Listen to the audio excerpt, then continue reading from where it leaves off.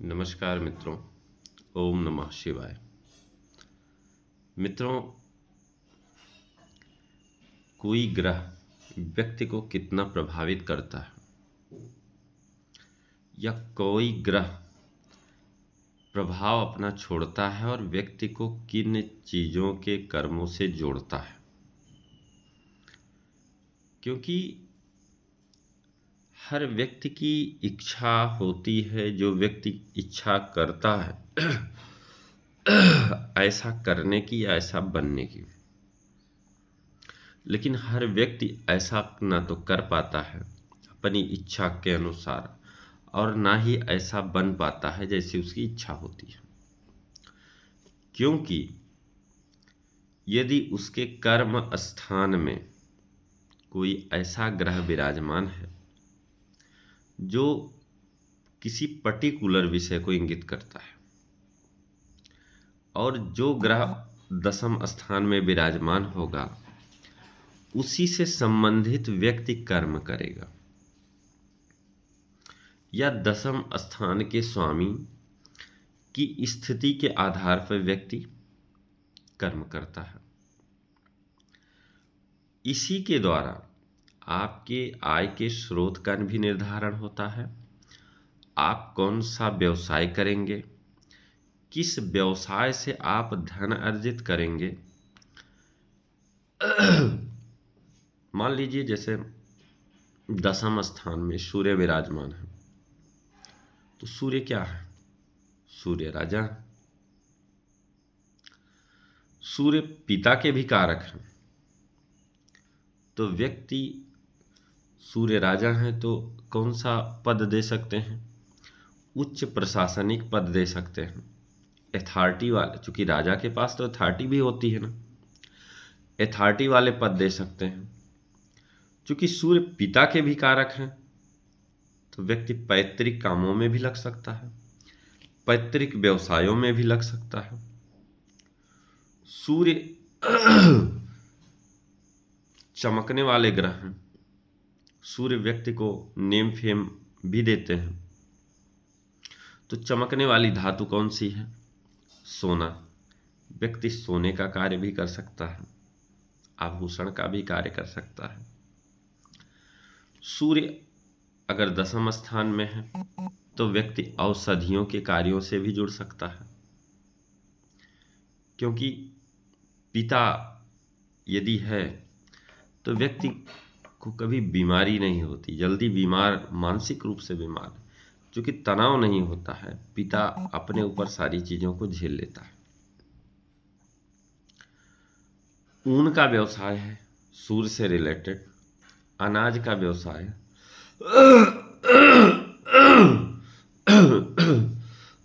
सूर्य अग्नि है,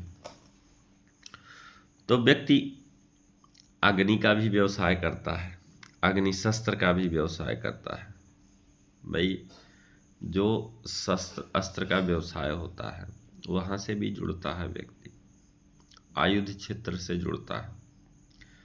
तो कहने का मतलब यह है कि जब दशम स्थान में जो भी ग्रह होगा उस ग्रह से रिलेटेड आप काम करेंगे। क्योंकि सूर्य पिता को इंगित करते हैं तो पैतृक व्यवसाय। सूर्य सरकार भी है, सरकारी नौकरी से जोड़ते हैं, राज्य की नौकरी से जोड़ते हैं, प्रशासन देते हैं, प्रबंधन देते हैं, अथॉरिटी भी देते हैं, अधिकार संपन्न नौकरी भी देते हैं, शासन से जोड़ते हैं, प्रशासन से जोड़ते हैं। सूर्य दशम में यदि हैं तो व्यक्ति की ख्याति दूर दूर तक चमकती रहती है। व्यक्ति डॉक्टर बनकर के लोगों का इलाज करता है। व्यक्ति की महक दूर दूर तक फैलती है। व्यक्ति इत्र का भी काम कर सकता है। आप उच्च राजनयिक हो सकते हैं और लकड़ी का भी काम करता है व्यक्ति। लेकिन सूर्य यदि अच्छी स्थिति में है तो आप शेयर मार्केट से भी बहुत सारा पैसा कमा सकते हैं। सूर्य उच्च का है तो धन अपने द्वारा अर्जित लाभ वित्तीय संस्थानों से और शेयर मार्केट से व्यक्ति पैसा कमाता है। शुभ ग्रहों से दृष्ट हैं सूर्य, और भाव के बली हैं सूर्य। तो जातक अपने प्रयासों से सामाजिक, राजनीतिक, आर्थिक स्तर तक जाता है, उच्चतम आर्थिक स्तर तक जाता है। लेकिन यदि सूर्य निर्बली हैं तो व्यक्ति मेहनत तो करता है, लेकिन उसके मार्ग में कई सारी बाधाएं होती हैं, उसको भाग्य का साथ नहीं मिल पाता है। सूर्य और शनि की युति भी कैरियर में बाधाएं देता है। यदि दोनों की युति में हो और सूर्य और शनि की डिग्री 7 डिग्री के अंदर का अंतर हो तो मार्ग में कई सारी बाधाएं देता है। लेकिन अगर सूर्य पर शनि की शुभ दृष्टि हो तो व्यक्ति को उच्च प्रशासनिक अधिकारी बना देते हैं सूर्य। वृश्चिक राशि का सूर्य, वृश्चिक राशि किसकी है? वृश्चिक राशि के स्वामी कौन है? मंगल। वृश्चिक राशि का सूर्य और मंगल इंडिकेट करते हैं किसको? ब्लड को, चिकित्सा को। तो वृश्चिक राशि में यदि सूर्य हैं तो व्यक्ति को एक प्रसिद्ध चिकित्सक भी बना देते हैं दशम भाव।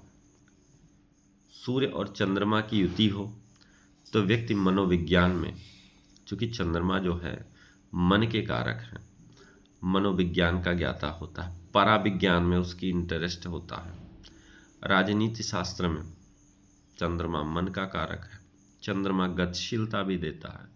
तो व्यक्ति ऐसा कार्य करेगा जिसमें गतिशीलता होगी।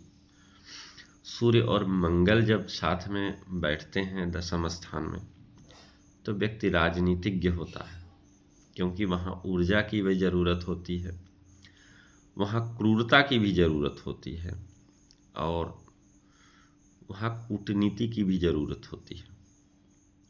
तो सेना या सेना में अधिकारी बना देते हैं। ऐसे लोग लोहे का भी काम करते हैं, चीनी मिल से जुड़े, जूट मिल, कृषि से संबंधित कार्य करते हैं।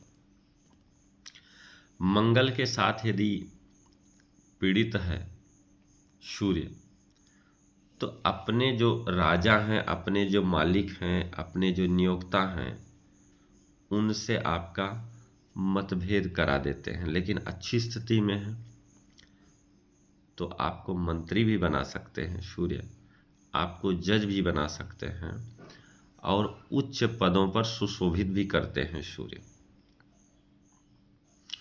व्यक्ति उच्च प्रशासनिक पदों को प्राप्त कर जीवन वृत्ति, प्रशासनिक क्षमता और विशिष्टता से भी ओतप्रोत करते हैं सूर्य।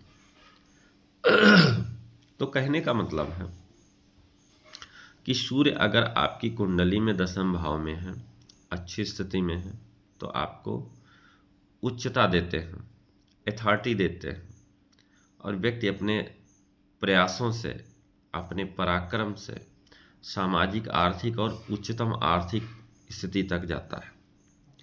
हालांकि सूर्य चूंकि दशम स्थान में बैठते हैं तो दिग्बली भी हो जाते हैं, अतः व्यवसाय और व्यावसायिक क्षेत्रों में सफलता देते हैं और इसके लिए बहुत ही अच्छा होता है। लेकिन चूंकि सूर्य नैसर्गिक क्रूर ग्रह होते हैं और नैसर्गिक क्रूर ग्रह होने के कारण माता और पिता से वियोग भी दे सकते हैं, इस बात का भी ध्यान रखना चाहिए। दशम भाव पंचम भाव से षष्ठम भी होता है, दसवां भाव पांचवें भाव से छठा भाव होता है। अतः यहाँ अशुभ ग्रहों की स्थिति संतान के लिए शुभ नहीं मानी जाती है। तो कुल मिला के यह स्थिति बनी सूर्य की। सूर्य, यह कार्यक्रम आप लोगों को कैसा लगा?